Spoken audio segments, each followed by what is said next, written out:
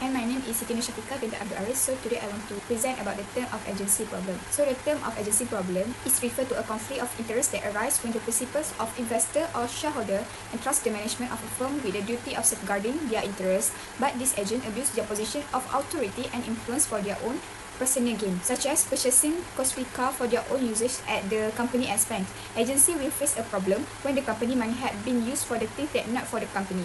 Usually, the arise of interest because of untrusted and irresponsible agent that using agency money for their own good sake. Agency problem have a few types, which is stockholder versus management, stockholder versus creditors, and the stockholder versus other stakeholder. The agency problem would not be exist if did not have a relationship between the principal and the agent. On behalf of the principal, the agent complete a task. Principal frequently use agent because of disparities in skill level, job roles, or times and access constraints.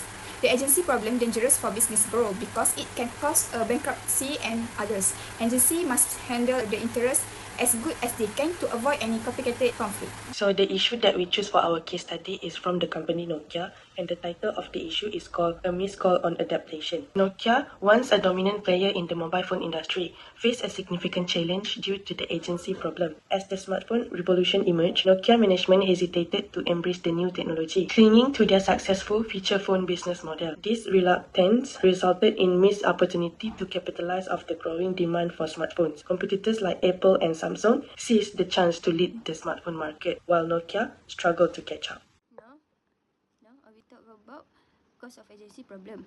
One of agency problem faced by Nokia company is resistance to change. Nokia was slow to adopt smartphone and touchscreen technology. For example, even after Apple launched their iPhone, Nokia continued to focus on its feature phone with physical keypad, then missing the smartphone revolution.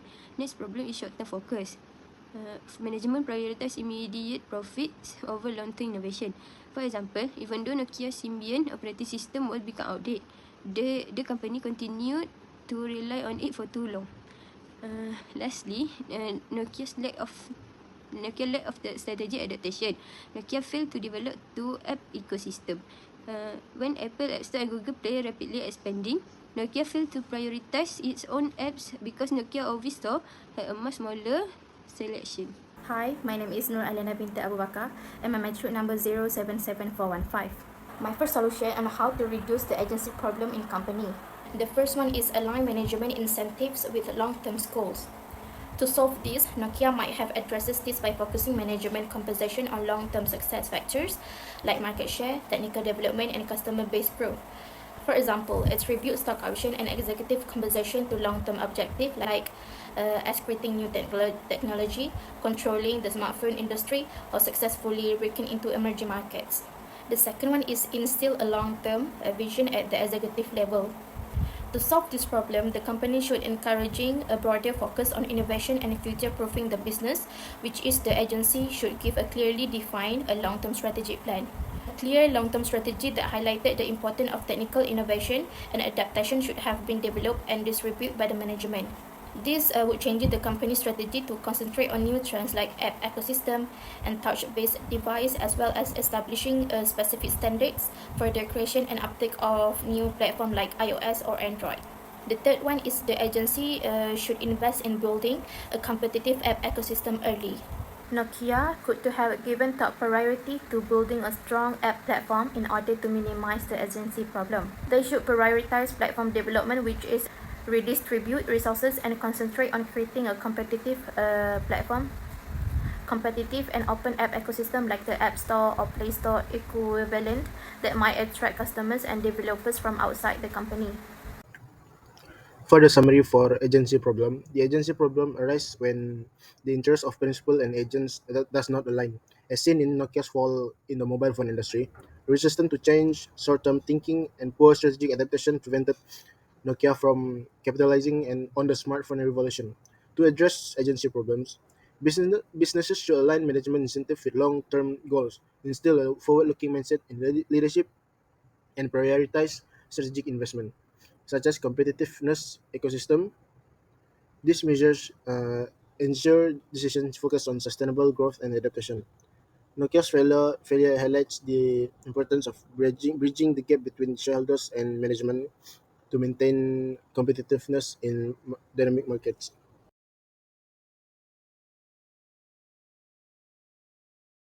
Assalamualaikum warahmatullahi wabarakatuh. So the company that we choose for our case study is Telekom Malaysia Berhad and Star Media Group Berhad. So first, I will talk about Telekom Malaysia Berhad. Telekom Malaysia Berhad, or also known as TM, is a Malaysian telecommunication company that was founded in 1984. The history began when TM started as the Telecommunication Department of Malaya in 1946 and was privatized in 1987. It was listed on Bursa Malaysia in 1990.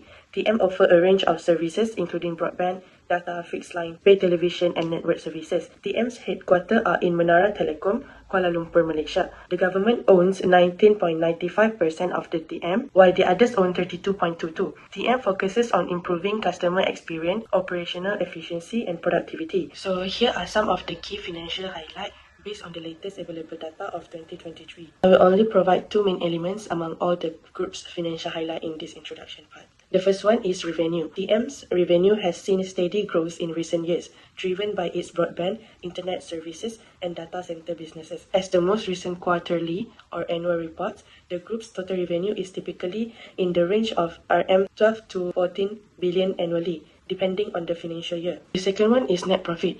TM has consistently posted solid profits. The group's net profit, depending on market condition, was reported at 1.5 billion to 2.5 billion for the latest financial. The second group that we choose, which is Star Media Group Berhad, is a Malaysian media company that provides news and contents across multimedia platforms, including print, digital, radio, TV, and events. Star Media Group was founded in 1971 as a regional newspaper in Penang. The company's flagship publication is The Star, Malaysia's largest paid English newspaper. Star Media Group is listed on the main board of Bursa Malaysia. The company's segments include print, digital, and events, radio broadcasting, property development and investment, and others. Star Media Group's brand include The Star, Star B7, and Majority 7. For the financial highlight of Star Media Group, based on the latest available data of 2023, so here I will provide only two main elements among all the group financial highlight in this introduction part. So the first one is total revenue. Star Media Group's revenue has been under pressure in recent years due to the decline in traditional print advertising and the shift toward digital platforms. The group reported revenue in the range of 500 million to 800 million. So the second one is net profit and loss. The group has faced challenges in achieving consistent profitability, especially with the decline in traditional media revenue. In recent years, Star Media Group has reported net losses in some quarters, particularly in light of the shift toward digital transformation and restructuring effort. Net profit or loss figures have typical range from 50 millions to 20 millions. Next, we jump to the next part, which is calculation of relevant profitability ratio for TM Berhad and Star Media Group. So, for profitability ratio, we have 5 ratios, which is gross profit, operating profit margin, return on equity, return on asset, and net profit margin. So, for the first one is gross profit. So, formula for the gross profit is gross profit divided to sales and multiply to 100%. So, for TM, they have no gross point because it's fully serviced. And for Star, they have 44.9% for the gross profit. Secondly, OPM or operating profit margin. The formula is earning before interest or tax divided to sale and multiply to 100%. So for the TM, the answer is 296.9, and for the Star, the answer is 11.6%. Next is return on equity or ROE. So I will give the answer and the formula, you can refer to the slide. So for TM, the answer is 23.66% and for Star is 2.9%. Next is for return on asset or investment. So the answer for TM is 90.8% and for the Star 2.5%. And for the last one is net profit margin. So the answer for TM is 296.5% and for the Star we get 12% for the answer of net profit margin. There is 5 efficiency ratio. The first is inventory turnover ratio. The formula is cost of goods sold divide average slash closing inventory. For TM, there is no inventory turnover ratio. For Star Berhad, the inventory turnover ratio is 10.66 times. For average collection, the formula is account receivable divide annual credit sales divide 300 days, 360 days. For TM, uh, for TM, for TM, it is 250.6 days. For star, it is 590 and 69.92 days. There is 3 leverage ratio. The first one is debt ratio. The formula is total debt divide total asset. For TM, it is 0.056%. For Star Berhad is 0.124%. The second is debt to equity ratio. The formula is total debt divide total equity. For TM, it is 0.071%. For Star Berhad is 0.141%. The last leverage ratio is time interest earned. For the formula is earning before interest and tax divide interest expense. The TM is 25.230 times. For Star Berhad, it is 0.291 times. Next is liquidity ratio. So for liquidity ratio, we have 3 ratio, which is current ratio, quick ratio or exit ratio, and the last one is net working capital. So for current ratio, the formula is current asset divided to current liabilities. For the answer is 40M, we got 1.8, and for star is we got 4.1. Next is quick ratio, QR or exit ratio. For the formula is current asset minus inventory and divide to current liabilities. So for TM, we got 1.8, and star company we got 4.0. So for the last one is net working capital or NWC. So the formula is current asset minus to current liabilities. So for TM Berhad, we got the answer is 560.4 million, and for star we got RM 294,841,000 for the answer of net working capital. In profitability, TM has a higher value than SMG in all ratio except GPM, that SMG has a higher value than TM. Next, in efficiency ratio, SMG has a higher value in every ratio than TM. In leverage ratio, TM has a higher number of value than SMG in TIE. Except other ratio, SMG has a more value than TM. In liquidity ratio, TM has a higher number of value than SMG in net working capital, but others ratio, SMG has a higher number of value than TM. Now I will present to you the comparison of the company profitability. The first one is profitability ratio. The differences between this company is TM would likely have a higher and more consistent operating profit margin, while SMG's margin could be lower and more variable depending on market condition. However, both of the companies have the similarities on sensitivity to economic condition. Both of the companies are affected by macroeconomic condition, which is Telekom Malaysia is dependent on shift in customer purchasing habit, competitive pressures and policies, and Star Media Group is more exposed to changes in customer taste and advertiser spending, particularly as digital platform compete with traditional media sources. These similarities between the companies make both of the companies face the challenges of maintaining profitability during economic drops. The second one is efficiency ratio. The way they manage their working capital effectively to ensure cash flow stability makes them have a dissimilarity to each other, which is TM's focus is on managing a telecom subscription and network investment, and SMG's focus more on managing cash flows from advertisers and content operations. They also have differences, which is the asset turnover ratio. TM has a capital-intensive business strategy as it is a telecom firm and owns a significant amount of physical infrastructure, including telecom network and towers. Meanwhile, SMG is more likely to asset light, which is mostly depending on non-physical assets such as media platform, licensing, and contents. Due to its large investment in infrastructure, Telekom Malaysia will have a lower asset turnover ratio than Star Media Group, but SMG more adaptable asset-light business strategy will result in a greater asset turnover. The third one is leverage ratio. There is differences between Telekom Malaysia Berhad and Star Media Group Berhad, which is interest coverage ratio, which is to known as a company's ability to meet its interest obligation from its earning before interest and taxes.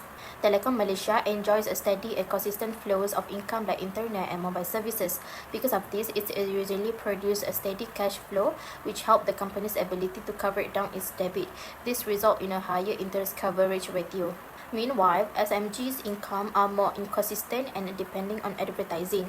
TM likely has a higher and more stable interest coverage ratio than SMG due to its stable, recurring revenue from telecom services, which make it easier to cover interest expenses. They also have a dissimilarities as both of the companies use debit financing as a tool to fund operations, growth, and capital expenditure.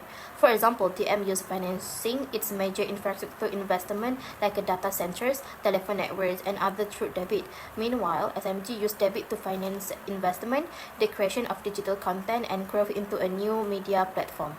The fourth one is liquidity ratio. There is differences between TM and SMG, which is the impact of inventory and receivables of both companies. The telecom operator TM has a little assets, yet is nevertheless has a sizable amount of consumer receivables, such as services like sales plans and broadbands. Since clients get charged on a regular basis, telecom businesses frequently manage accounts receivable successfully. That makes TM is a low inventory but high receivable. Meanwhile, SMG is a higher inventory but longer receivable cycle. It is because they may have a larger inventory levels since it is a media firm such as content, broadcasting rights, print materials that may take longer to collect advertising receivables. The similarities between these companies is both of the companies are dependent on accounts receivable. Telekom Malaysia receivables are from subscriptions such as mobile internet services. Meanwhile, SMG's receivable primarily stem from advertising contracts. From our perspective, that Telekom Malaysia Berhad had a better performance. It is because they have a stronger revenue growth due to the dominant position in telecommunications, especially broadband and 5G. Also, TM is a dominant player in the telecommunications sector in Malaysia, with a large share in both the consumer and enterprise segments. There are a few strategies that makes the company's performance get improved. For Telekom Malaysia Berhad can looking for AI and automation for improving their performance. Also, they have to improve their customer experience and service innovation by personalized customer offerings to increase customer happiness and loyalty. As Star Media Group Berhad, I think they should enhance customer and their brand engagement by making a local and international partnership. It can establish strategic partnership with multinational IT and multimedia companies to create collaboration content and can improve the brand's popularity abroad. Also, they can do a loyalty programs and membership for both readers and viewers by offering them exclusive content, early access to live events, and personalized experience. This can create long-term customer relationship and steady revenue. Okay, for the summary, this report compares the financial performance of Telkom Malaysia and Star Media. In profitability, efficiency, leverage, and liquidity, Telkom Malaysia demonstrates strong financial health driven by broadband and digital services. With high profitability and stable cash flows, uh, in contrast, Star Media faces challenges from declining traditional media revenues and lower profitability due to its reliance on advertising income. Telekom Malaysia's efficiency reflects its capital-intensive model, while Star Media asset-light approach result in higher asset turnover. Telekom Malaysia manage leverage and liquidity effectively, while Star Media faces unstable cash flows and longer receivable cycles. In general, Telekom Malaysia outperformed due to its market dominance, while Star Media features depend on improving digital strategies and innovation. Thank you.